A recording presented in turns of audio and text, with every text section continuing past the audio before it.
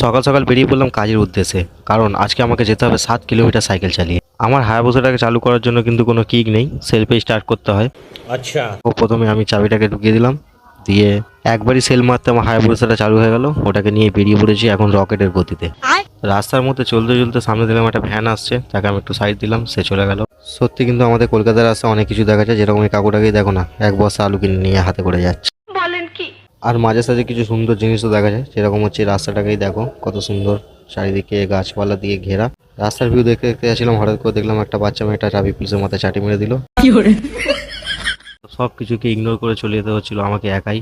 আমার হায়াবুসাটাকে আরও আমি তেজ বাড়িয়ে দিলাম, যাতে আরও তাড়াতাড়ি পৌঁছাতে পারি। যেতে যেতে একটা গানের কথা খুব মনে পড়ছিল, যে এই পথ যদি না শেষ হয় তবে কেমন হতো। তো কি আর হতো, কিছুই হতো না, শুধু মধ্যিখান থেকে আমি কোনো পয়সা পেতাম না। কেন, কাজ না হলে পয়সা পাবো কোথা থেকে। ফাইনালি 40 ঘন্টা পর আমি পেয়ে গেছি সেই বাড়িটা যেখানে আজকে আমাকে কাজ করতে হবে। তো বন্ধুরা, আজকে এই পর্যন্তই থাক, কালকে আবার দেখা হচ্ছে আবার একটা নতুন ভিডিওতে। তো ভিডিওটা ভালো লেগে থাকলে প্লিজ একটা লাইক করে দিও।